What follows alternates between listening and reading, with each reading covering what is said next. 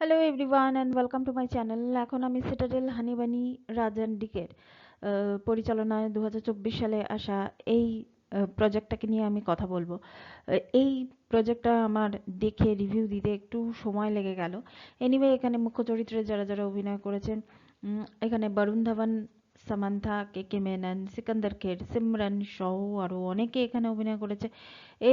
এখানে মূলত সময়টা 1992 আর 2000-এর মধ্যে ঘোরাফেরা করছে। তো এখানে যেটা দেখানো হচ্ছে, হানি, আমরা শুরুতে যেটা দেখতে পাচ্ছি, হানি মানে সামান্থা তার মেয়ে নাদিয়াকে নিয়ে সে স্কুলে যাচ্ছে। তো সেখানে তাদের মা মেয়ের মধ্যে কিছু কথোপকথন থেকে আমরা বুঝতে পারি যে তার মা মানে হানি এমন কিছু একটা কাজ করে যে সে সবসময় তার মেয়েকে সাবধানে রাখে। এবং এখানে এমনি দেখাচ্ছে যে সে একটা খুব সামান্য একটা ক্যাফেতে সে কাজ করছে, এবং তারপরেই সে খেয়াল করে যে তাকে কেউ ফলো করছে, এবং সেখান থেকে কিডন্যাপ হওয়া থেকে শুরু করে এবং সে তার মেয়েকে মানে নাদিয়াকে যেভাবে ট্রেন করেছে সেই জায়গার সিনগুলো কিন্তু দেখার মতো।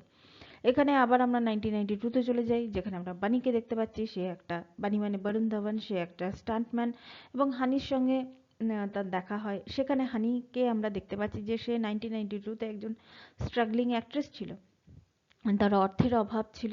তারপর সে একটা অন্য প্রফেশন চুজ করে। কি চুজ করে সেটা দেখতে গেলে আপনাদেরকে সিটাডেল হানিবানি এটা দেখতে হবে।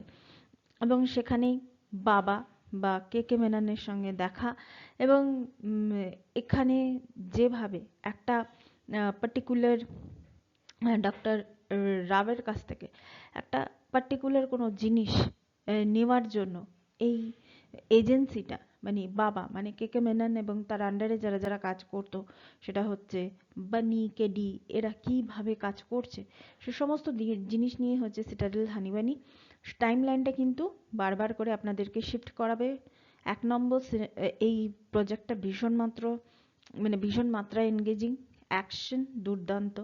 সামান্থাকে খুব ভালো লাগে। সামান্থার একটা সিন আছে স্নাইপার নিয়ে, ওই সিনটা আমার খুব ভালো লাগে। বরুণ ধাওয়ানকেও এখানে খুব রাফ অ্যান্ড টাফ এবং ভালো লাগছে এখানে। দুটো টাইম লাইনেই আমার ভালো লেগেছে, সামান্থাকেও ভালো লেগেছে।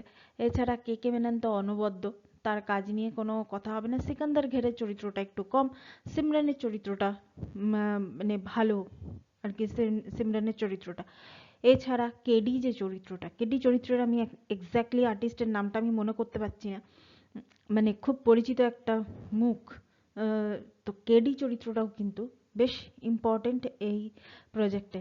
তো সেই হিসেবে আমি তো হাইলি রেকমেন্ড করব আপনারা সিটাডেল হানিবানি, এটা আপনারা গিয়ে আপনারা মানে আপনারা এটা দেখুন। এতদিনে অনেকেরই দেখা হয়ে গেছে, তবু যারা এখনো পর্যন্ত দেখেননি আমি তাদেরকে হাইলি রেকমেন্ড করছি যে সিটাডেল হানিবানি আপনারা দেখুন। তো এটাই ছিল আমার এই যে প্রজেক্ট বলি, কাজ বলি, এই কাজটাকে নিয়ে আমার একটা ছোট্ট reaction. Thank you so much, that's all. Please keep watching and please subscribe my channel. Till then, good by.